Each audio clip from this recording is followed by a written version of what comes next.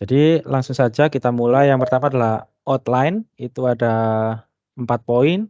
Yang pertama adalah dasar hukumnya, kemudian pengertian apa itu jabatan fungsional APK-APBN dan jabatan fungsional PK-APBN. Kemudian yang ketiga ada mekanismenya, jadi mekanisme pengangkatan ke dalam JF itu seperti apa. Kemudian yang keempat adalah mekanisme seleksinya, yaitu seleksi perpindahan dari jabatan lain ke dalam JF APK-APBN maupun JF PK-APBN. Berikut adalah dasar hukumnya, yaitu yang pertama adalah Peraturan Menteri Pan-RB ya. Jadi langsung dari Pan-RB itu nomor 1 tahun 2023, itu yang baru tentang jabatan fungsional. Kemudian ada KEP Menteri Pan-RB itu nomor SKJ 18 dan SKJ 19 itu dipisah per jenjang. Jadi yang 18 untuk APK-APBN dan yang 19 untuk PK-APBN. Kemudian ada peraturan BKN nomor 3 tahun 2023 ini yang mengatur mengenai penilaian angka kredit Bapak Ibu yang menjadi pejabat fungsional, kemudian tata cara kenaikan pangkat dan juga pengaturan mengenai jenjang jabatan fungsional. Kemudian ada peraturan Menteri Keuangan itu nomor 150 tahun 2019 sebagaimana telah diubah PMK 163 tahun 2022 tentang perubahan atas peraturan Menteri Keuangan nomor 150 2019 tentang Juknis JF APK APBN.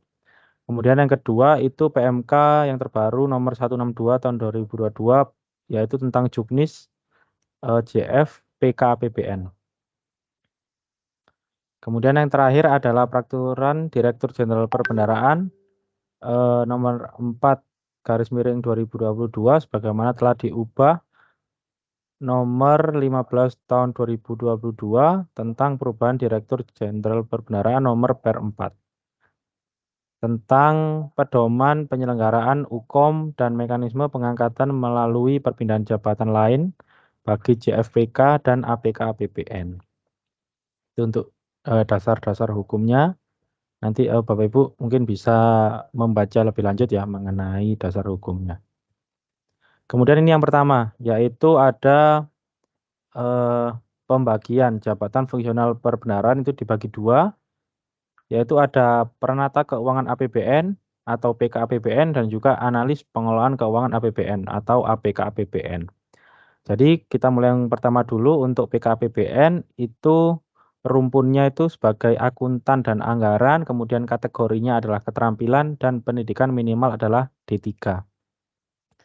Kemudian jenjang yang ada di PK-APBN itu ada 3, terampil, mahir, dan penyelia. Untuk terampil itu sebagaimana pegawai yang memiliki pangkat 2C sampai 2D dengan batas usia pensiun 58 tahun, kelas jabatan 7. Kemudian untuk mahir itu pangkat 3A sampai 3B, batas usia pensiun 58 tahun, kelas jabatan 8, kemudian penyelia 3C sampai 3D dengan batas usia pensiun 58 tahun dengan kelas jabatan 9.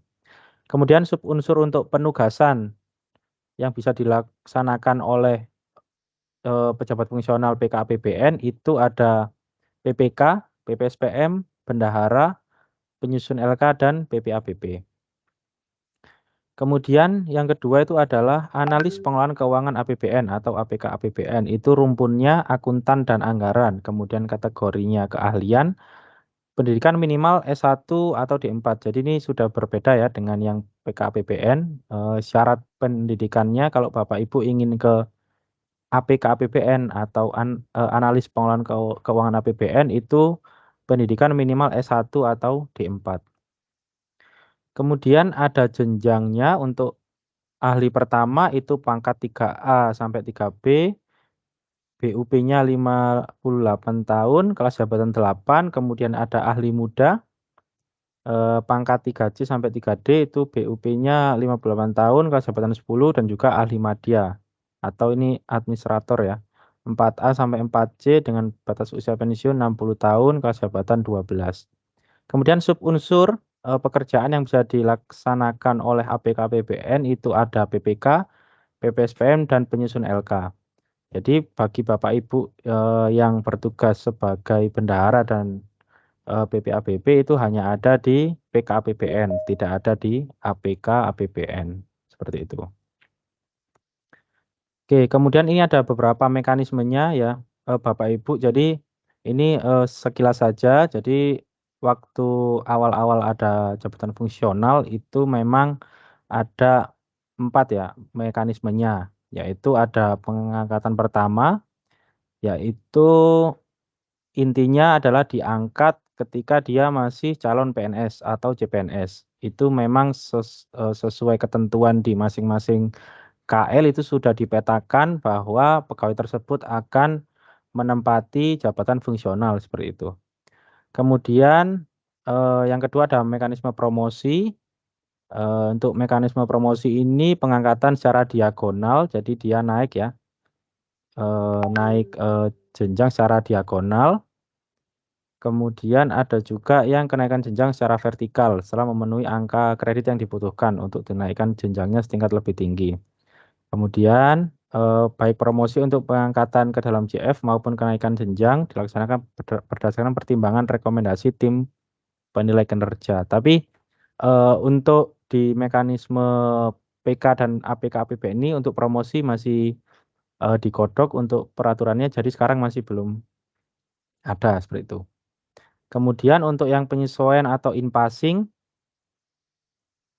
itu ketika dulu awal-awal ya ada jabatan fungsional itu berlaku bagi PNS yang telah memiliki pengalaman dan atau masih melaksanakan tugas di bidang JF berdasarkan keputusan pihak yang bersangkutan. Nah, ini tuh seperti dulu ketika Bapak Ibu langsung diangkat sebagai pejabat fungsional itu tanpa mekanisme tes. Jadi langsung berdasarkan penilaian kinerja Bapak Ibu sekalian. Kemudian yang kedua itu mempertimbangkan lowongan jabatan fungsional yang akan diduduki. Kemudian angka kredit sesuai Permen PAN RB nomor 1 tahun 2023 dan diberikan 1 kali selama masa penyesuaian. Kemudian dalam hal penataan birokrasi dapat dilakukan melalui penyetaraan atau delayering. Jadi untuk penyesuaian dan in-passing ini sementara untuk sekarang masih ditiadakan terlebih dahulu. Jadi yang kita bahas sekarang yang dibuka adalah mekanisme dengan perpindahan jabatan. Seperti itu. Oke, next. Perpindahan dari jabatan lain ada 2 mekanismenya seperti disampaikan oleh Pak Arya sebelumnya bahwa perpindahan tersebut meliputi perpindahan antara kelompok JF, yaitu JF tertentu ke JF tertentu lainnya atau perpindahan antar jabatan dari jabatan administrator atau jabatan pimpinan tinggi ya ke dalam jabatan fungsional. Nah, untuk persyaratannya itu yang pertama adalah berstatus PNS, Bapak Ibu. Kemudian yang kedua memiliki integritas dan moralitas yang baik. Kemudian yang ketiga sehat jasmani dan rohani. Yang keempat berijazah paling rendah S1 atau D4 untuk JF keahlian. Jadi yang tadi saya sampaikan untuk APK APBN ya. Kemudian untuk PKPBN itu minimal D3. Seperti itu. Kemudian yang E mengikuti dan lulus uji kompetensi sesuai standar kompetensi yang telah disusun oleh instansi pembina. Jadi Bapak Ibu yang akan berpindah dari misalkan dari jabatan lain ke jabatan fungsional itu harus melalui mekanisme tes. Seperti itu ya. Jadi selain tes juga harus Bapak Ibu melengkapi beberapa persyaratan yang harus dikirim ke instansi pembina. Seperti itu. Kemudian F memiliki pengalaman dalam pelaksanaan tugas di bidang JF yang akan diduduki paling singkat 2 tahun. Jadi Bapak Ibu kalau misalkan ingin masuk ke PKAPBN maka eh, dipastikan memiliki pengalaman paling singkat 2 tahun, pernah bertugas sebagai subunsur yang ada di PKAPBN, misalkan jadi bendahara atau jadi PPSPM, jadi PPK atau jadi eh, pengelola keuangan seperti itu ya. Kemudian untuk nilai kinerja itu paling rendah baik dalam 2 tahun terakhir. Jadi kalau sekarang mekanismenya ada di tahun 2023 maka predikat kinerja baik itu di tahun 2021 dan 2022, itu untuk persyaratannya.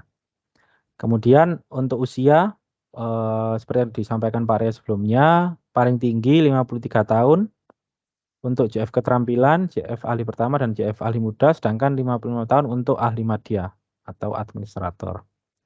Kemudian, yang I adalah syarat-syarat lainnya yang ditetapkan oleh menteri, seperti itu.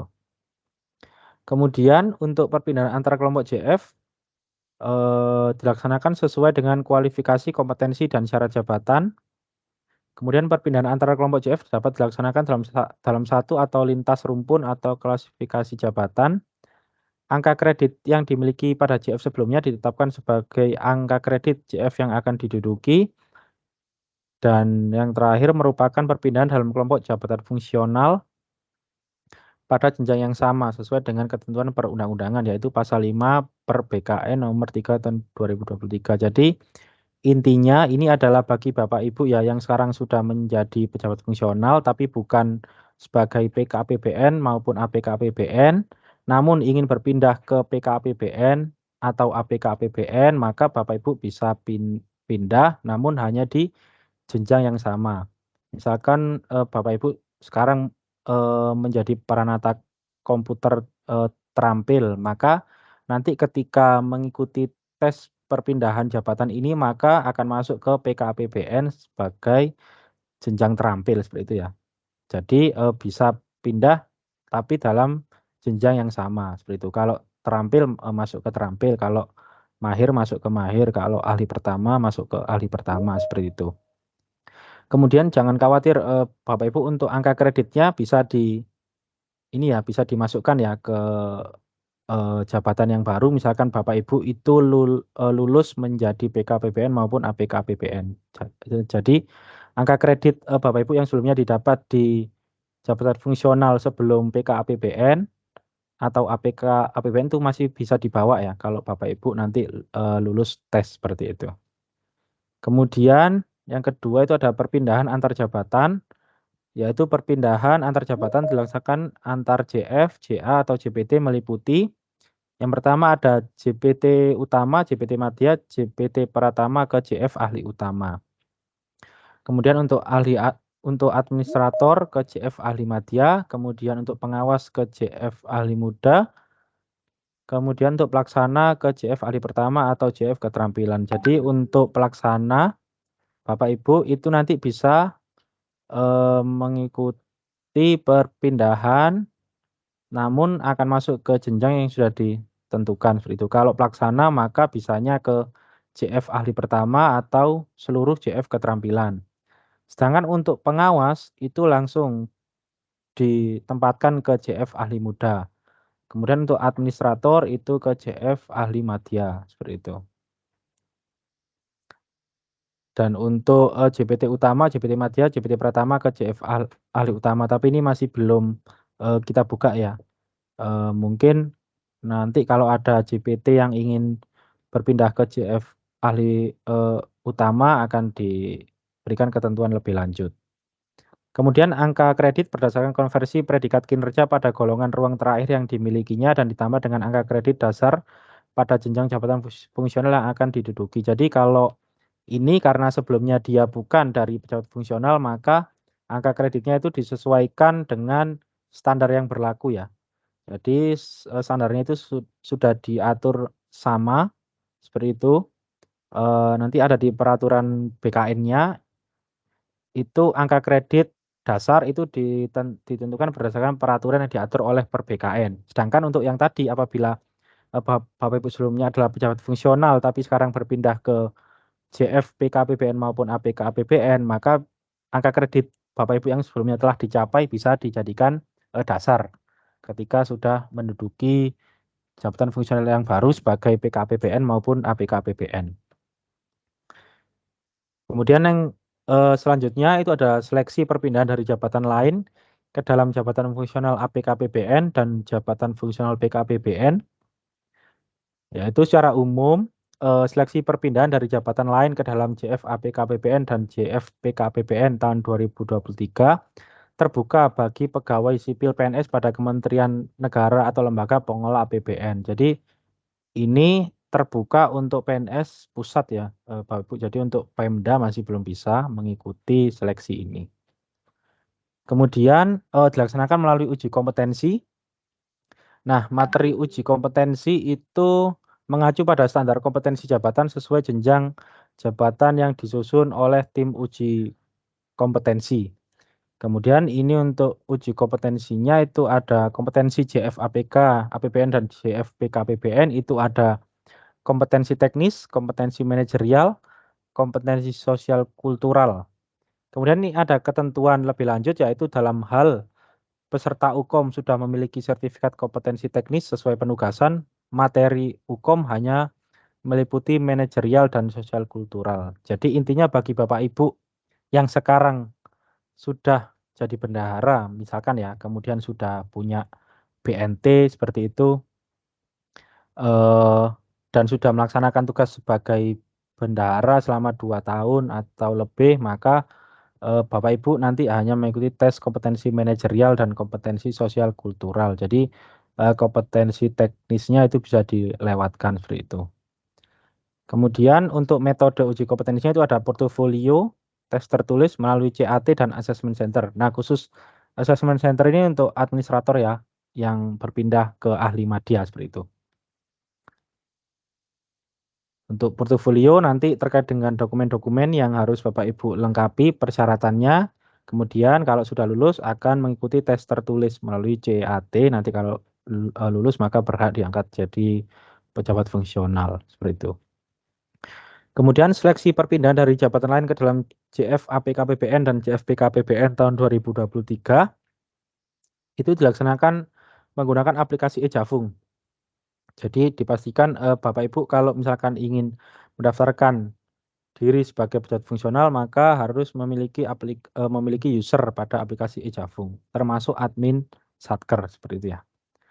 Kemudian petunjuk penggunaan aplikasi e-Jafung bagi calon peserta, admin Satker dan admin Kementerian Negara atau lembaga sebagaimana tercantum dalam lampiran 4 pengumuman nomor Peng 20 PB7 tahun 2023. Jadi untuk juknisnya sudah ada ya di pengumuman tersebut. Juknisnya juga sudah kita share di materi ya pada link yang sudah kita sampaikan. Kemudian unit penyelenggara itu tidak mengut biaya apapun atau gratis ya terhadap seluruh proses penyelenggaraan uji kompetensi dan atau pelatihan. Jadi kalau misalkan Bapak Ibu merasa mendaftar kemudian Bapak Ibu mendapatkan info kalau harus membayar maka dipastikan itu bukan dari kami ya secara resmi ya seperti itu. Karena kalau dari kami maka seluruh ujiannya itu bersifat gratis jadi tidak ada proses membayar seperti itu. Kemudian untuk persyaratan calon peserta, nah ini yang lebih rinci ya Bapak Ibu. Jadi sesuai yang di depan tadi statusnya PNS, kemudian memiliki integritas dan moralitas yang baik itu nanti dibuktikan dengan surat. Kemudian sehat jasmani dan rohani itu juga nanti dibuktikan dengan surat kesehatan yang harus dibuat oleh Bapak Ibu, diminta ke puskesmas atau rumah sakit. Kemudian berijazah paling rendah, jadi nanti ijazah juga disampaikan D3 untuk JFPK APBN itu minimal dan juga D4 atau S1 untuk JFAPK APBN. Kemudian ada ketentuan lebih lanjut, jadi untuk ijazah yang bisa disampaikan itu adalah di bidang ekonomi, keuangan, akuntansi, manajemen, administrasi, dan hukum, atau bidang lain yang relevan. Jadi bidang lain yang relevan ini sebenarnya seluruh ijazah ya Bapak Ibu. Namun kalau Bapak Ibu di luar 6 bidang ekonomi, keuangan, akuntansi, manajemen, administrasi, dan hukum, maka nanti ada ketentuan tambahannya. Seperti itu ya. Kemudian yang E, memiliki pengalaman dalam pelaksanaan tugas di bidang pengelolaan keuangan APBN paling singkat 2 tahun. Bersifat akumulatif sejak tanggal 1 Januari 2013.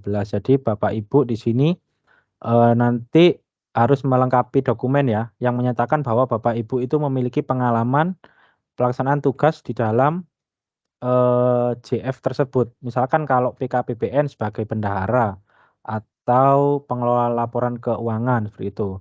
Di APK APBN juga bisa misalkan sebagai PPK atau PPSPM. Itu paling singkat 2 tahun dan bersifat akumulatif. Jadi dalam 10 tahun itu ada 2 tahun Bapak Ibu bertugas pada subunsur tersebut sebagai bendahara atau PPK atau PPSPM atau pengelola laporan keuangan atau PPABP. Nah itu. Nah, nanti dilampirkan. Kemudian Bapak Ibu harus memiliki predikat kinerja paling rendah baik. Jadi kalau cukup tidak bisa ya. Pada periode penilaian kinerja tahun 2021 dan 2022. Jadi bagi Bapak Ibu yang memiliki nilai kinerja paling rendah baik pada tahun 2021 dan 2022 itu bisa mendaftarkan diri. Kemudian tidak sedang menjalani hukuman disiplin tingkat sedang atau berat dan atau tidak sedang dalam proses pemeriksaan dengan ancaman hukuman disiplin tingkat sedang atau berat. Jadi tidak ada hukuman disiplin ya, tingkat sedang atau berat atau dalam proses pemeriksaan. Kemudian yang H tidak sedang menjalankan tugas belajar lebih dari 6 bulan pada saat diusulkan untuk mengikuti uji kompetensi. Jadi kalau Bapak Ibu sekarang lagi tugas belajar kemudian lebih dari 6 bulan masa tugas belajarnya maka tidak bisa mengikuti UKOM, seperti itu. Kalau 6 bulan masih bisa.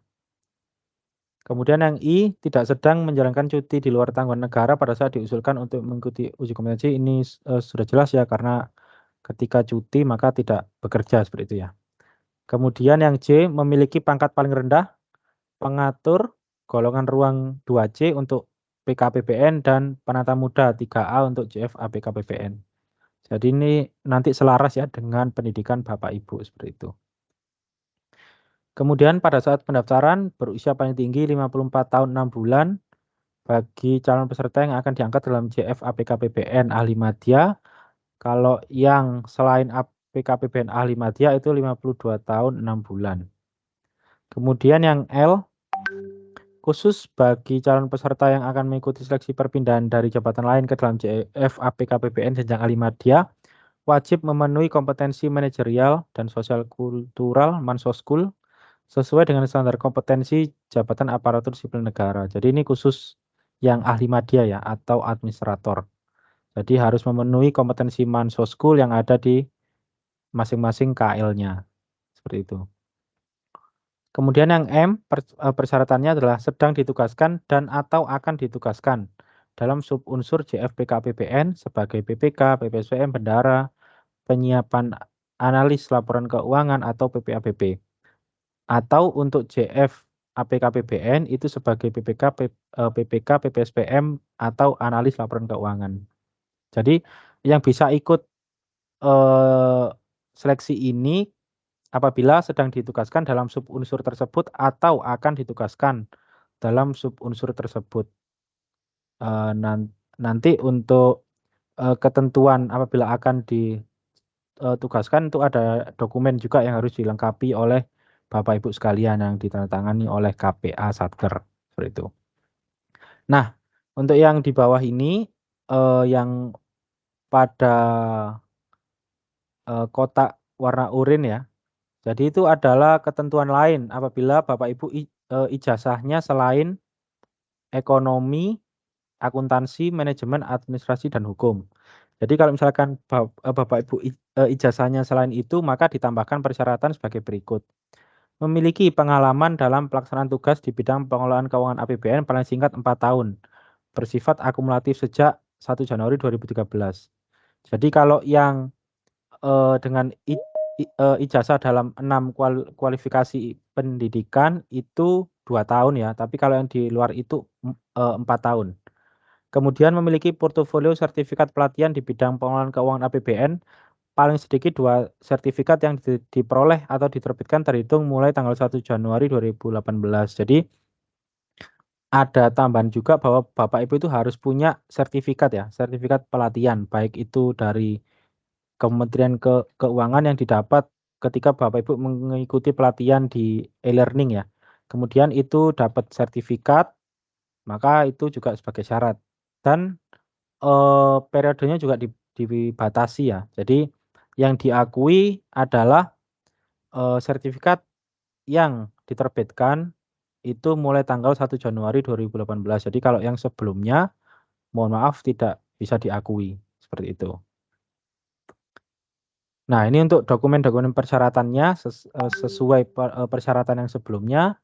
Jadi untuk dokumennya ya, ini mohon dicatat oleh Bapak Ibu yang ingin mendaftar. Yang pertama adalah surat pengangkatan PNS, SK pengangkatan PNS, kemudian yang kedua itu SK pangkat terakhir Bapak Ibu. Kemudian yang ketiga itu ada SK pengangkatan atau mutasi dalam jabatan administrasi atau jabatan fungsional tertentu terakhir.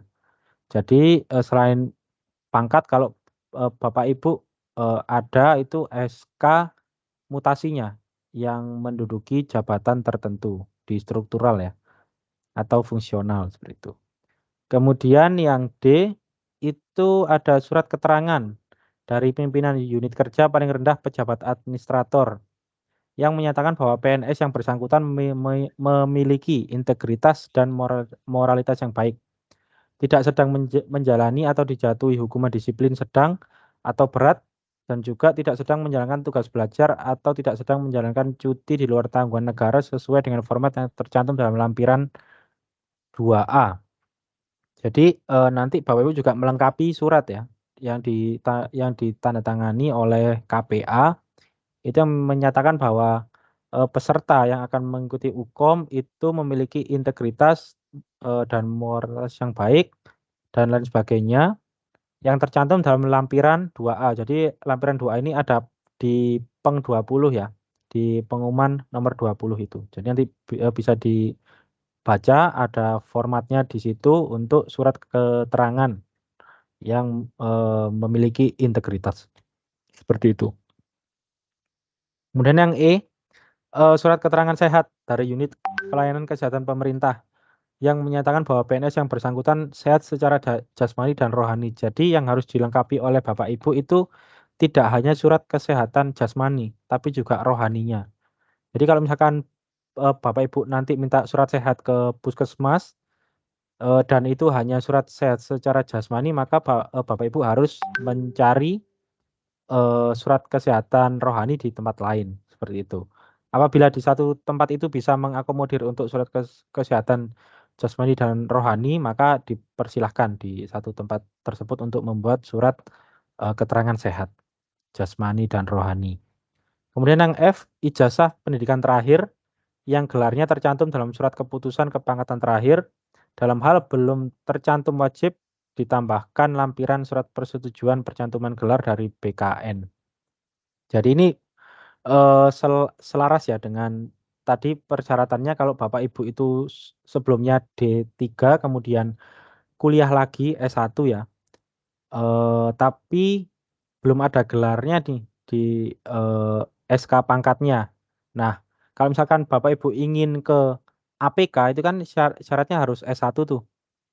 Nah, itu harus dilampirkan surat persetujuan pencantuman gelar dari BKN bahwa dinyatakan, pegawai tersebut memang sudah lulus S1 dan akan, mengikuti tes sebagai APK PBN. Tapi kalau misalkan ti eee, ti tidak ada dan di pangkat terakhirnya itu masih gelar yang lama atau D3, maka dia masuknya ke PK-APBN, tidak bisa ke APK-PBN. Kemudian yang G, surat pernyataan dari pimpinan unit kerja sesuai dengan format yang tercantum dalam lampiran 2B Peng 20 yang menyatakan bahwa PNS bersangkutan memiliki pengalaman pelaksanaan tugas di bidang pengelolaan keuangan APBN paling singkat 2 tahun untuk kualifikasi pendidikan di 6 bidang pendidikan yaitu ekonomi, keuangan, akuntansi, manajemen, administrasi, dan hukum. Kalau di luar 6 kualifikasi pendidikan itu maka harus memiliki pengalaman paling singkat 4 tahun. Kemudian yang H, ada dokumen bukti pengalaman sebagai pengelola keuangan APBN antara lain PPK, PPSPM, bendahara, PPABP, penyusun LK, atau operator SAI. Ini dibuktikan ya, dibuktikan dengan SK atau surat perintah. Kalau surat perintah ini biasanya di, militer ya, itu pakai surat perintah. Kemudian surat tugas dan atau sasaran kinerja pegawai gitu. Jadi kalau sasaran kinerja pegawai ini sebenarnya bisa menunjukkan ya kalau misalkan Bapak Ibu itu memang bekerja sebagai misalkan sebagai PPABP tapi tidak ada di SK tapi dia muncul di SKP, maka itu juga bisa sebagai dasar ya penilaian dari tim instansi pembina untuk menilai bahwa Bapak Ibu itu layak untuk mengikuti uji kompetensi. Jadi kalau bisa nanti Bapak Ibu apabila ingin melampirkan itu silakan melampirkan SK dan juga SKP-nya seperti itu agar memperkuat ini ya, memperkuat eh, dokumennya seperti itu. Kemudian yang I itu salinan dokumen penilaian kinerja tahun 2021 dan 2022 ini yang menyatakan bahwa bahwa Bapak Ibu itu bekerja minimal kategorinya baik seperti itu. Kemudian yang J, SK atau sprint pengangkatan atau penetapan sebagai PPK, PPSPM, bendahara pengeluaran, bendahara penerimaan, bendahara pengeluaran pembantu, penyusun LK dan atau PPABP yang masih berlaku atau surat pernyataan dari pimpinan unit kerja atau KPA yang menyatakan bahwa PNS yang bersangkutan akan melaksanakan tugas dalam salah satu subunsur JFAPK PBN maupun JFBK PBN sesuai format dalam lampiran 2C. Jadi kalau Bapak Ibu nanti ingin mendaftar ke JFBK PBN maupun APK PBN maka harus melampirkan SK yang menunjukkan bahwa Bapak Ibu itu ditetapkan ya sebagai pejabat perbendaharaan, PPK, PPSPM, bendahara pengeluaran dan lain sebagainya. Kalau misalkan belum punya karena masih akan ditugaskan, maka KPA harus membuat surat seperti itu ya. Surat yang menyatakan bahwa PNS yang akan mendaftar sebagai JF ini itu akan melaksanakan tugas pada salah satu subunsur subunsur yang ada di JFPK PBN dan atau JFAPK PBN. Itu ada format suratnya itu di Peng 20 pada lampiran 2C. Kemudian yang K itu sertifikat kompetensi BNT pengeluaran atau BNT penerimaan atau PNT untuk PPK atau SNT untuk PPSPM yang masih berlaku bagi calon peserta yang sedang ditugaskan sebagai bendahara pengeluaran, BPP, bendahara penerimaan, PPK, PPSPM sesuai surat keputusan atau surat perintah pengangkatan atau penetapan begitu. Jadi kalau Bapak Ibu yang belum punya sertifikat maka belum bisa. Jadi hanya yang punya sertifikat saja. BNT, PNT maupun SNT seperti itu. Oke, kemudian ada dokumen persyaratan lanjutan ini untuk ahli madya ya. Jadi ahli madya itu ada kompetensi Mansoskul, itu nilai minimalnya itu 68% atau ditentukan lebih lanjut di masing-masing KL. Jadi secara umum itu minimal ya 68% bagi Bapak Ibu administrator yang ingin berpindah ke ahli madya, maka harus mengikuti ujian Mansoskul dulu dengan nilai minimal 68%. Seperti itu. Kalau misalkan di bawahnya maka tidak bisa atau bisa lebih tinggi tergantung dari ketentuan di masing-masing KL. Kalau yang 68% ini berlaku secara umum ya, tapi kemungkinan itu di masing-masing KL ada penilaian lebih lanjut minimalnya berapa. Kalau sebagai contoh ini di Kementerian Keuangan itu nilai minimalnya adalah 72%. Jadi tidak 68%. Itu. Kemudian yang M, portofolio berupa 2 sertifikat pendidikan dan pelatihan di bidang pengelolaan keuangan APBN yang diterbitkan setelah atau sama dengan tahun 2018 bagi calon peserta yang memiliki kualifikasi pendidikan selain bidang ekonomi, keuangan, akuntansi, manajemen, administrasi, dan hukum. Jadi ini yang saya sampaikan sebelumnya bahwa kalau Bapak Ibu yang selain 6 kualifikasi pendidikan tersebut itu wajib melampirkan sertifikat e-learning ya. Sertifikat yang menyatakan bahwa Bapak Ibu itu pernah mengikuti pelatihan di bidang pengolahan keuangan APBN. Kemudian ini ada dokumen persyaratan tambahan bagi yang sudah memiliki. Ini dokumen penilaian Mansoskul sesuai peraturan BKN nomor 26 tahun 2019 tentang pembinaan penyelenggara penilaian kompetensi PNS bagi calon peserta yang akan mengikuti seleksi selain ke jenjang ahli madya dengan ketentuan sebagai berikut. Nilai total kompetensinya 68% dari total nilai 27 bagi yang mengikuti seleksi jenjang ahli muda, 18 bagi ahli pertama, 27 bagi penyelia, kemudian 18 bagi mahir dan 11 bagi terampil. Persyaratan penilaian hasil kompetensi Mansoskul yang berlaku secara internal pada kementerian lembaga menjadi tanggung jawab masing-masing KL. Bagi calon peserta dari Kementerian Keuangan itu telah ditetapkan minimal 72% dan menjadi tanggung jawab dari Sekjen Kementerian Keuangan. Bagi Bapak Ibu yang memiliki hasil ujian Mansoskul juga bisa dilampirkan seperti itu ya. Kalau Bapak Ibu pernah mengikuti ujian Mansoskul juga nanti bisa dilampirkan seperti itu. Kalau misalkan belum, maka nanti akan mengikuti tes ya, tes perpindahan jabatan ini.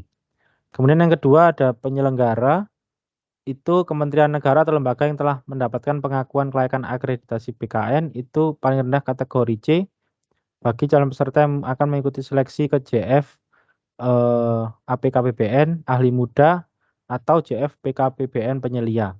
Atau paling rendah kategori D bagi calon peserta yang mengikuti seleksi JF APKPBN ahli pertama atau JF PKPBN terampil atau JF PKPBN mahir. Jadi untuk penyelenggaraan Mansoskul Bapak Ibu itu juga nanti akan dinilai ya. Jadi tidak serta-merta semua sertifikat hasil ujian Mansoskul itu langsung diterima, tapi juga dinilai juga penyelenggaranya apakah layak untuk menerbitkan hasil ujian Mansoskul seperti itu. Kemudian penyelenggara lain selain huruf A yang memiliki kompetensi lain utama dan kapasitas dalam menyelenggarakan penilaian kompetensi sumber daya manusia atas rekomendasi dari pejabat pembina kepegawaian masing-masing KL. Oke, next. Kemudian kita ada ke prosedurnya. Yang pertama adalah pengumumannya. Pengumuman itu sudah kita sampaikan ya juga melalui surat yang sudah kita share ke Bapak Ibu sekalian. Kemudian ada juga pengumuman yang terbarunya yaitu Peng 20 sebagai lampiran surat yang sudah kita sampaikan. Kemudian yang kedua ada pengusulan calon peserta. Nah, ini yang sekarang kita lakukan ya, yaitu Bapak Ibu yang akan diusulkan mengikuti seleksi perpindahan jabatan ini.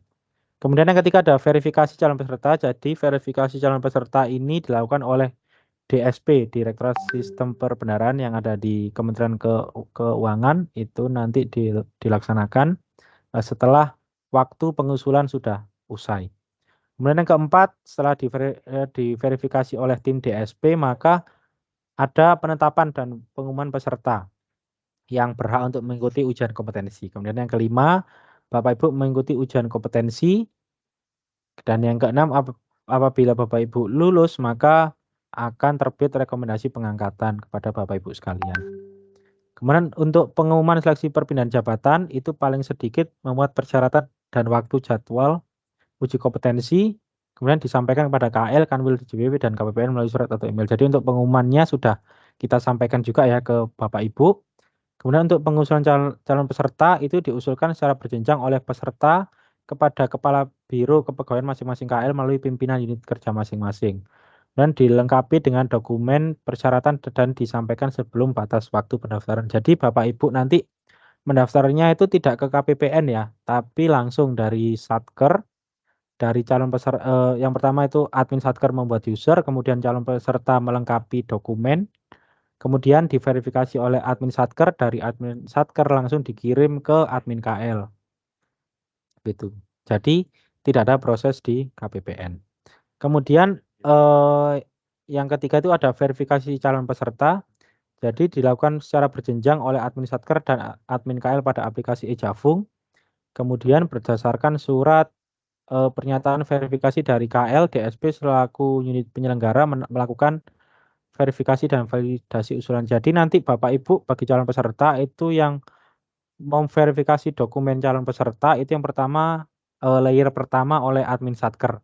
Kemudian kalau misalkan sudah selesai dari admin Satker akan diverifikasi lagi di admin KL.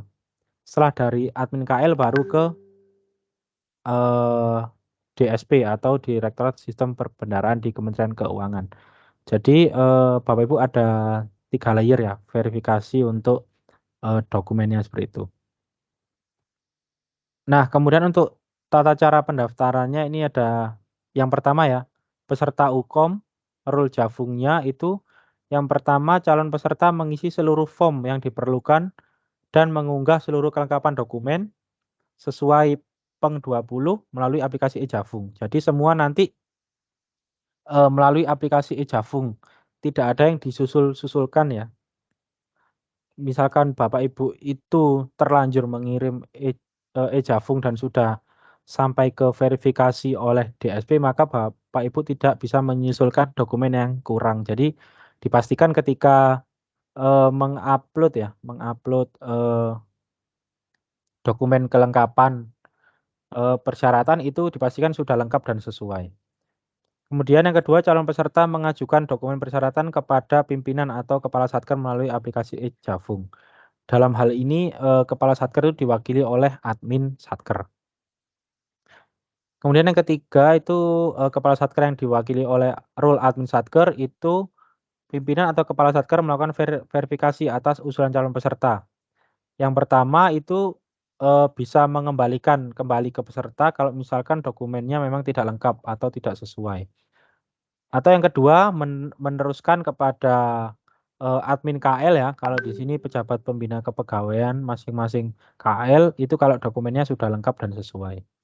Kemudian yang selanjutnya ada, rule admin KL itu memverifikasi dan juga mengirim ke DSP paling lambat 24 November, tapi ini sudah tugas dari admin KL ya. Jadi kalau Bapak Ibu itu selesai sampai admin satker saja. Kemudian yang terakhir itu adalah role DSP, Direktorat Sistem Perbendaharaan itu memverifikasi ya, dokumen yang disampaikan oleh admin KL. Kemudian, nanti ketika pendaftaran Bapak Ibu pastikan admin KL-nya tidak lupa ya.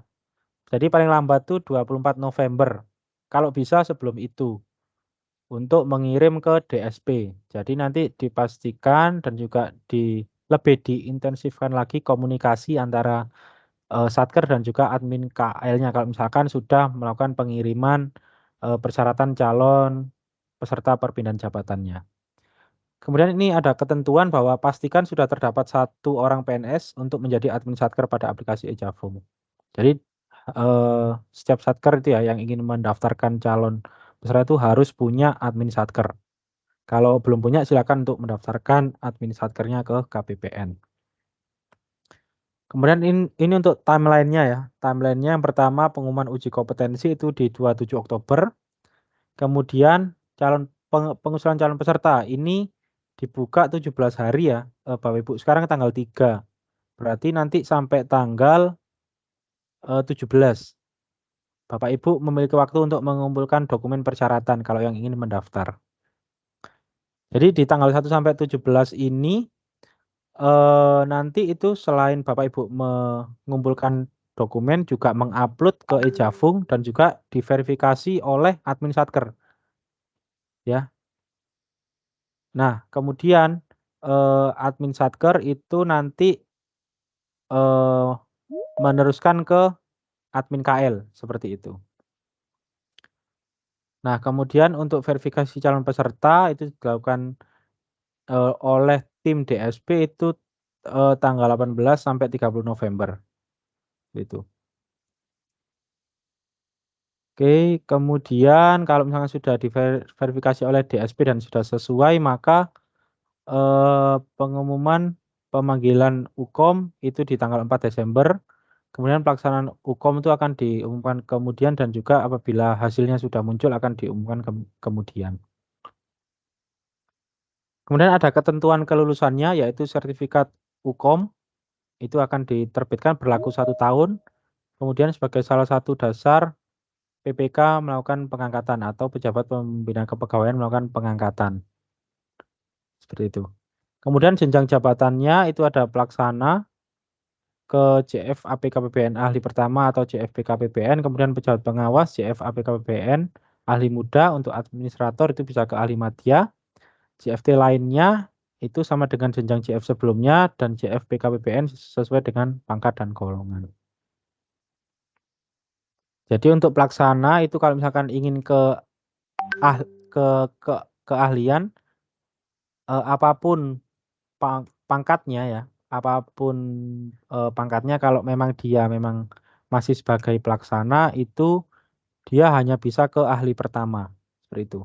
Jadi misalkan ada pelaksana yang sudah eh, misalkan sudah 3C atau 3D atau 4A gitu ya, maka apabila dia masih pelaksana itu tidak bisa ke APBN ahli muda atau ahli madya. Jadi dia masih tetap harus masuknya ke ahli pertama karena jabatannya dia sebelumnya hanya mohon maaf jenjang jabatan sebelumnya itu beliau sebagai pelaksana seperti itu. Maka bisa untuk berpindah ke JF dengan jenjang ahli pertama saja. Walaupun dari pangkatnya sebenarnya sudah memenuhi sebagai ahli muda maupun ahli madya misalkan, gitu. Kemudian angka kreditnya itu ditetapkan oleh pejabat pembina kepegawaian KL. Jadi angka kreditnya tidak oleh KPPN ya, Bapak Ibu. Jadi angka kreditnya itu sekarang semua sudah di masing-masing KL, yang menentukan adalah pejabat pembina kepegawaian masing-masing KL, Bapak Ibu sekalian. Kemudian ini ada informasi lain-lain. Calon peserta itu wajib memastikan golongan dan pendidikan pada aplikasi GPP pusat sudah sesuai dengan kondisi terkini sebelum pembuatan user oleh admin Satker. Jadi kenapa pendidikan itu perlu diupdate ya di GPP pusat, karena nanti di aplikasi e-Jafung itu akan menarik data dari GPP pusat Bapak Ibu sekalian. Jadi karena persyaratan untuk ke JF PK dan APK itu kan berbeda untuk pendidikannya ya. Jadi Bapak Ibu harus menyesuaikan dulu nih pendidikan terakhirnya apa. Kalau misalkan di GPP belum sesuai silakan diperbaiki dulu di GPP-nya. Karena dari tim pusat itu menilai dari aplikasi e-Jafung yang diajukan oleh Bapak Ibu. Apabila data GPP-nya salah maka otomatis data e-Jafungnya juga salah terkait pendidikan seperti itu ya. Kemudian calon peserta wajib mengupload dokumen pada aplikasi e-Jafung sesuai dengan kolom inputan yang disediakan. Kesalahan pemilihan kolom inputan upload dokumen akan otomatis menggugurkan usulan pendaftaran calon peserta. Jadi Bapak Ibu sekalian, nanti untuk dokumen-dokumennya itu sangat dilarang untuk di-compile seperti itu. Jadi semua sudah ada pos-posnya. Kalau misalkan upload SKP PNS maka harus di kolom SKPNS seperti itu. Kalau misalkan terkait dengan sertifikat e-learning maka harus di kolom sertifikat e-learning. Jadi kalau Bapak Ibu compile atau Bapak Ibu salah memasukkan dokumen ke kolom yang telah disediakan maka itu otomatis menggugurkan usulan pendaftaran calon peserta Bapak Ibu sekalian, seperti itu. Kemudian untuk petunjuknya aplikasi e-Jafung itu ada di lampiran 4 Peng 20 tahun 2023. Kemudian untuk penyelenggaraan UKOM menggunakan aplikasi CAT, jadi secara online ya. Kemudian nanti yang terakhir itu unit penyelenggara tidak memungut biaya atau gratis terhadap seluruh proses penyelenggaraan seleksi perpindahan jabatan. Jadi tidak ada biaya ya dari kita ketika akan menyelenggarakan uji kompetensi perpindahan jabatan ini. Baik, mungkin sekian untuk materi yang pertama. Bapak Ibu mohon izin, saya akan lanjut ke materi selanjutnya ya, mengenai, aplikasi e-Jafungnya, seperti itu.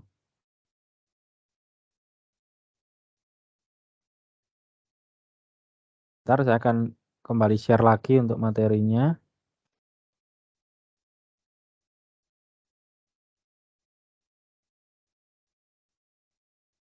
Mmm.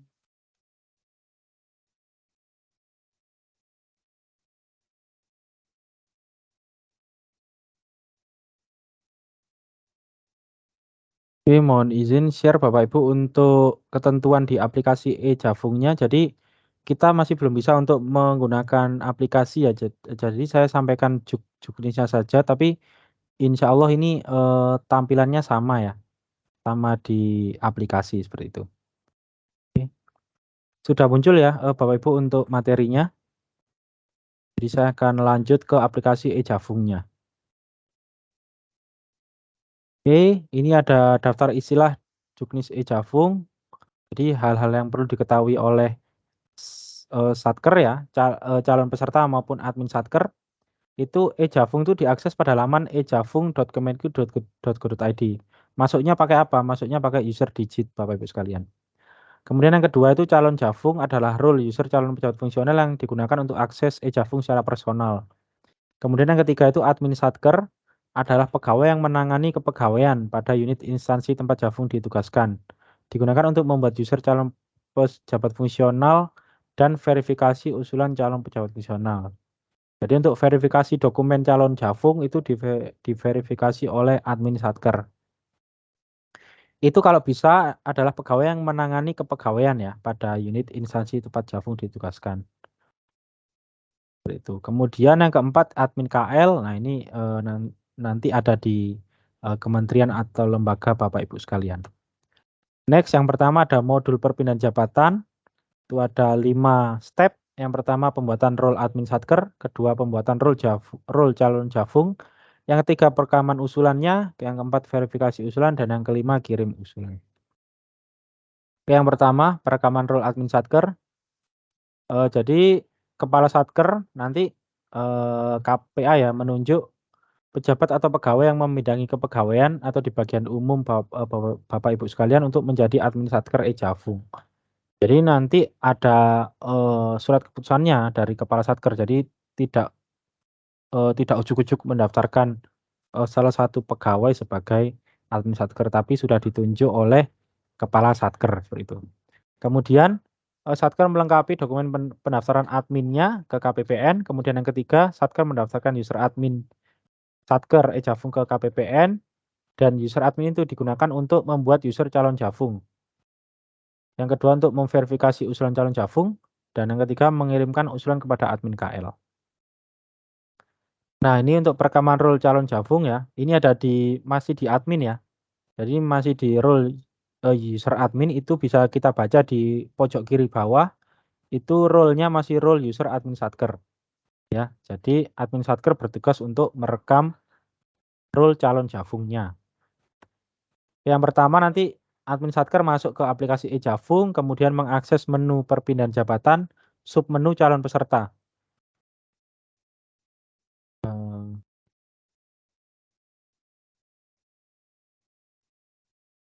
Nah ini ya yang ada di sebelah kiri ini ada menu perpindahan jabatan, kemudian submenu calon peserta.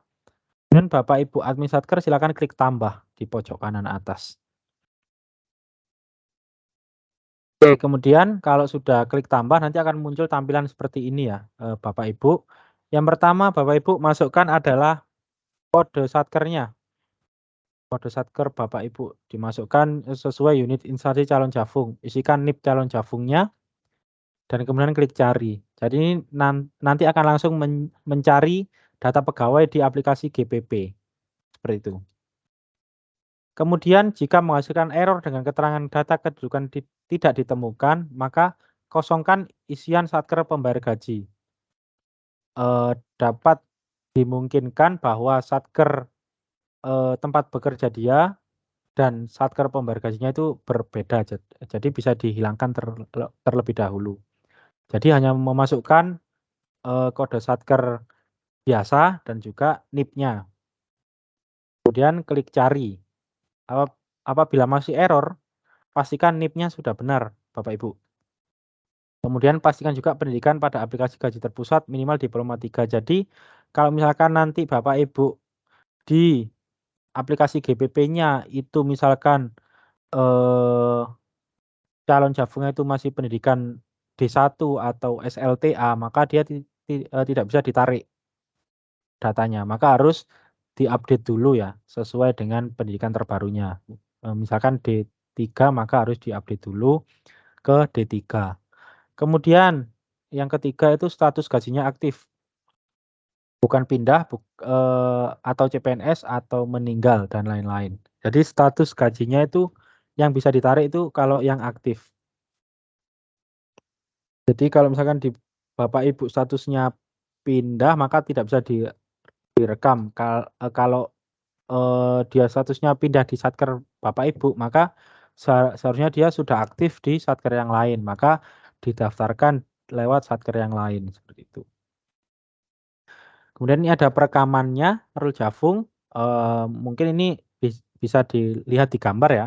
Jadi pengisian secara umum saja, ada pengisian NIK calon Jafungnya, nomor Indo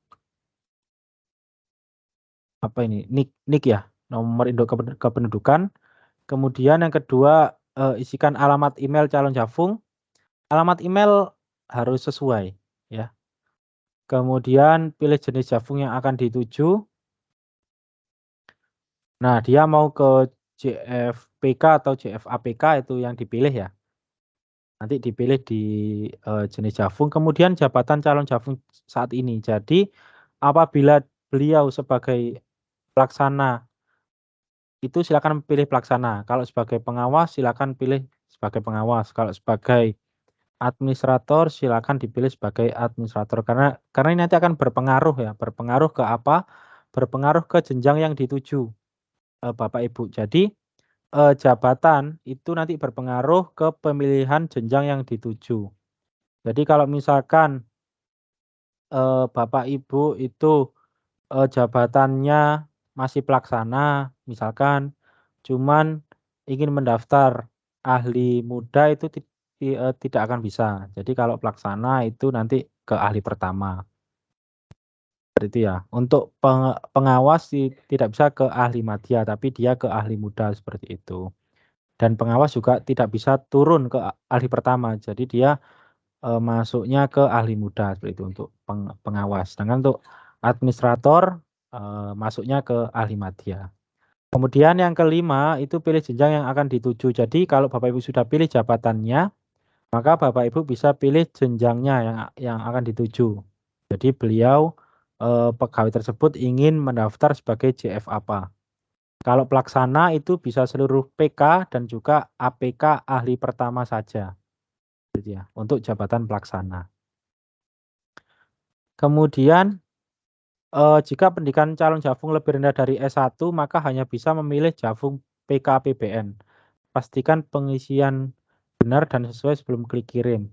Jadi di sini kan ada kolom pendidikan terakhir ya, Bapak Ibu. Kalau misalkan di situ tampilannya D3 maka dia tidak akan bisa memilih jenjang APK APBN. Jadi dia hanya bisa memilih PK APBN. Maka dipastikan pendidikan terakhirnya ini benar ini yang di sini ya. Kolom pendidikan terakhir itu sudah benar. Seperti itu. Next, kemudian kalau sudah ini masih di perekaman role calon Jafung ya di admin. Itu jika calon Jafung banyak gunakan filter dan klik gambar loop ya atau kaca pembesar. Kemudian klik tombol action, rekam user, pastikan email dan nick benar, klik simpan. Kemudian klik tombol action, rekontrol, klik OK, dan pastikan status user sudah. Jadi ini kalau misalkan apa namanya calon Jafung tersebut belum memiliki user digit ya, bisa direkamkan oleh admin seperti itu. Oke, kemudian kita berlanjut selanjutnya ke user calon Jafung. Jadi nanti, mohon kalau misalkan Bapak Ibu yang ingin mendaftar sebagai Jafung, diperhatikan untuk di aplikasinya juga selain, kelengkapan dokumen persyaratannya, seperti itu. Kalau misalkan nanti Bapak Ibu atau ada teman-teman lain ya, yang belum hadir di Teams pada siang hari ini, nanti bisa di-share untuk, materinya agar mempelajari bahwa apa saja yang harus diupload dan juga dilengkapi di aplikasi e-Jafungnya. Jadi ini sekarang kita sudah masuk ke user calon Jafungnya. Nah itu kita pilih, klik menu perpindahan jabatan usulan Jafung, klik action rekam, kemudian masukkan data profil, isikan TMT, pangkat golongan terakhir, TMT CPNS, TMT PNS, kartu pegawai. Kalau tidak ada kartu pegawai, silakan strip, kemudian isikan jabatan saat ini. Misalkan kalau pelaksana ya isikan pelaksana pada Satker apa. Kalau Bapak Ibu dari JF lain, silakan dimasukkan sebagai pejabat fungsional lain. Misalkan kalau di sini ada pejabat fungsional Pranata komputer ahli pertama. Itu kalau misalkan pemeriksa pajak ya dimasukkan pemeriksa pajak seperti itu.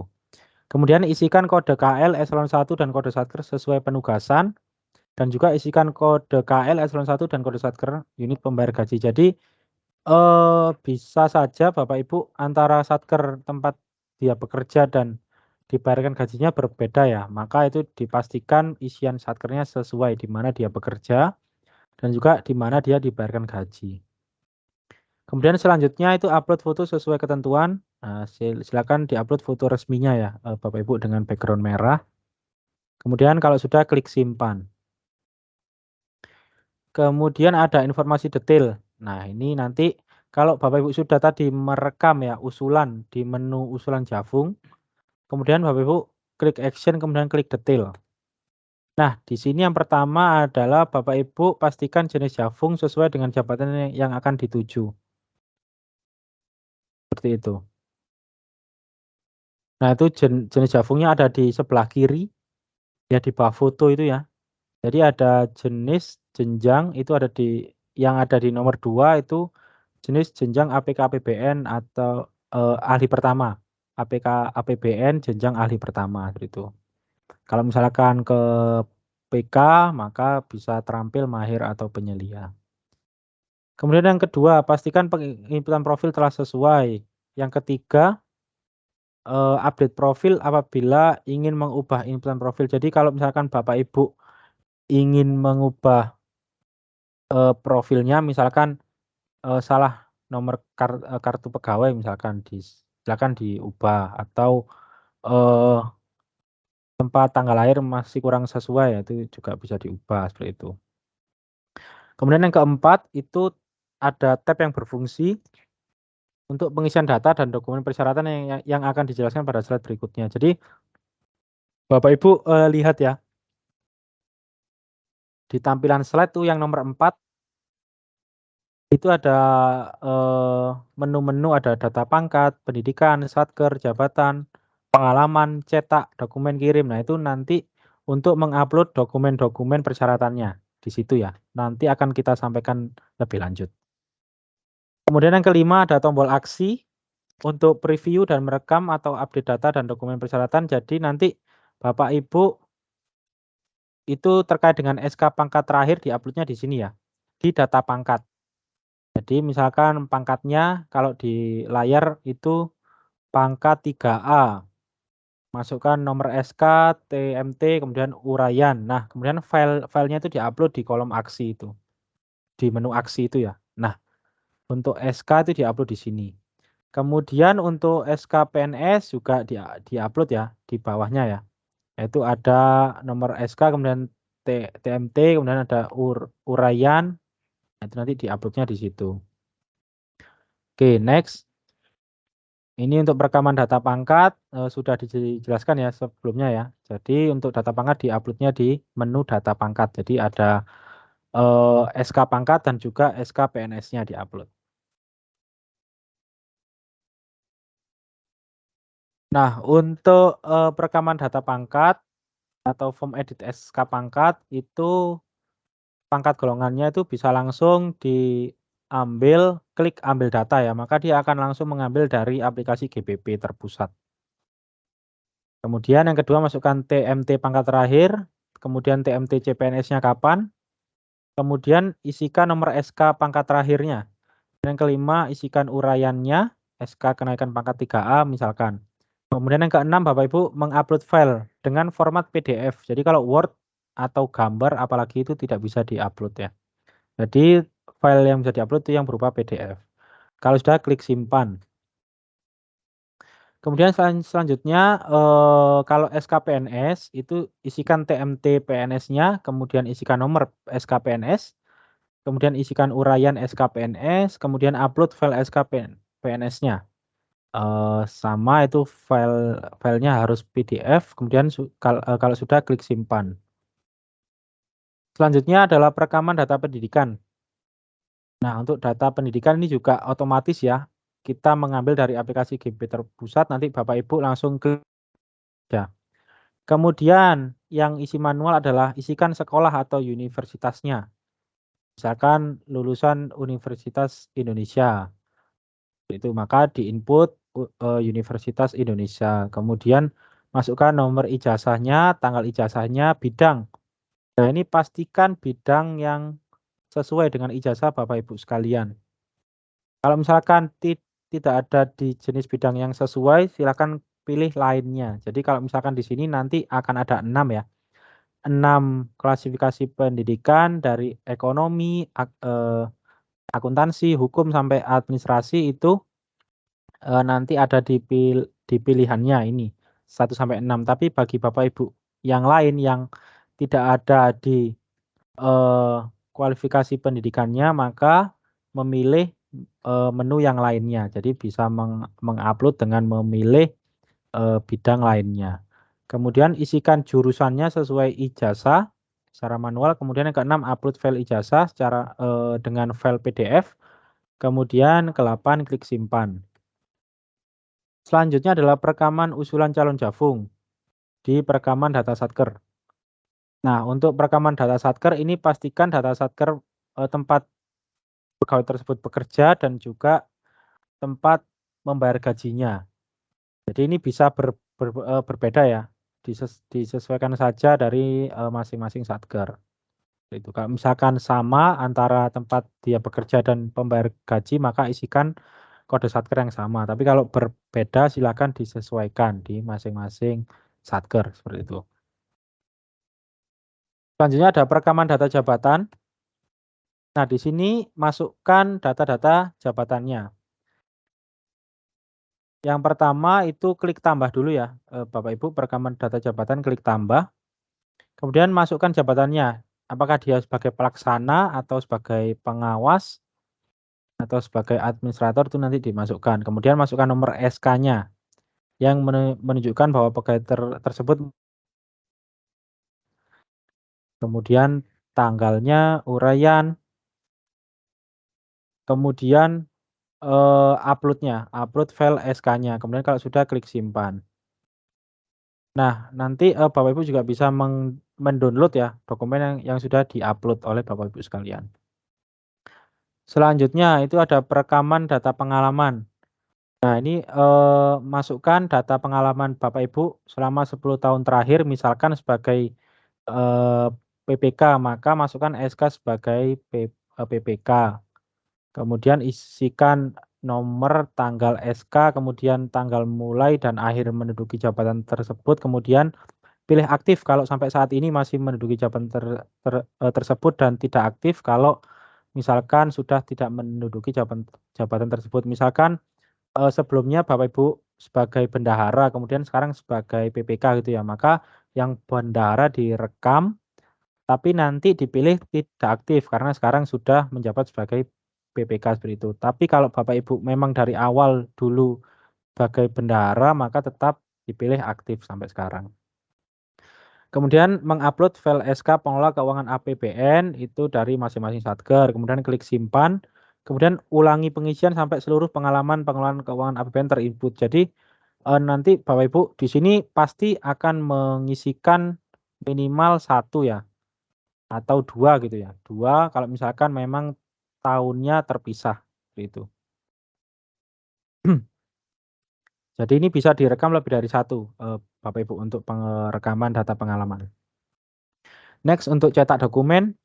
Nah, di sini untuk cetak dokumen itu terkait dengan, surat-surat yang harus dilengkapi oleh Bapak Ibu sekalian, terkait dengan persyaratan pendaftaran perpindahan, eee, jabatan fungsional. Itu yang pertama itu klik ikon tambah dulu, kemudian yang kedua pilih jenis dokumen yang akan dicetak. Misalkan kalau di sini ya, di tampilannya itu adalah surat keterangan tidak menjalani hukuman disiplin, itu bisa dicetak di sini. Jadi yang di Peng 20 itu bisa dicetak formatnya di sini, seperti itu. Kemudian masukkan nama penanda tangan, masukkan NIP penanda tangan, isikan jabatan penanda tangan siapa, pangkat golongan penanda tangan, masukkan kota penanda tangan, tanggal penanda tangan, kemudian klik simpan. Ulangi pengisian sampai seluruh dokumen yang dipersyaratkan terinput, kemudian klik ikon cetak untuk mencetak dokumen tersebut. Kemudian mengupload dokumen.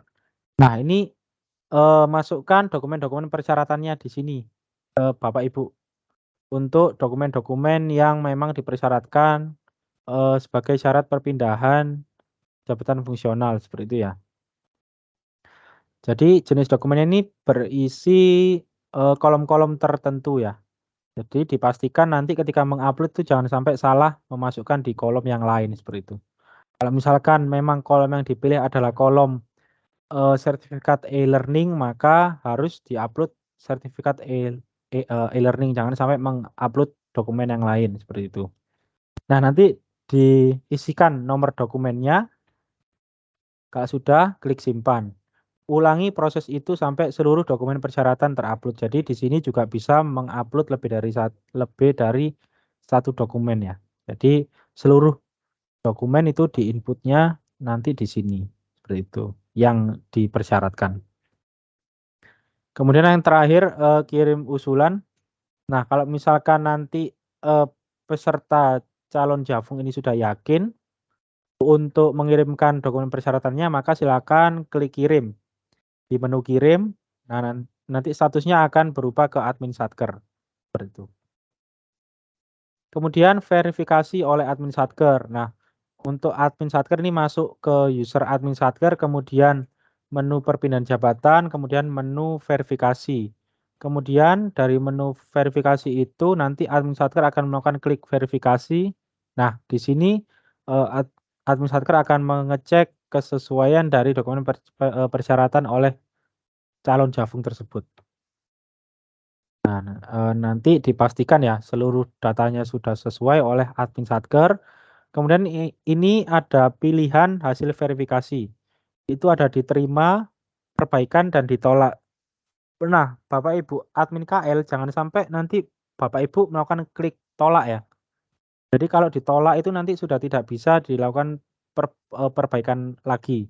Artinya kalau Bapak Ibu klik ditolak, sebagai admin Satker, maka calon Jafung tersebut dianggap gugur, jadi tidak bisa, mengikuti seleksinya. Jadi kalau misalkan nanti ada dokumen yang memang harus diperbaiki, maka pilih yang perbaikan, seperti itu ya, jangan pilih yang ditolak. Nah, kalau data sudah sesuai seluruhnya, maka, admin Satker bisa klik diterima, kemudian klik keterangan atau catatannya, kemudian kalau sudah klik simpan atau kirim. Oke, kalau, admin Satker sudah melakukan kirim, maka statusnya akan berubah ke dikirim ke admin KL, Bapak Ibu sekalian. Ya, nanti kalau sudah di sini, maka tugas selanjutnya adalah tugas dari admin KL, itu.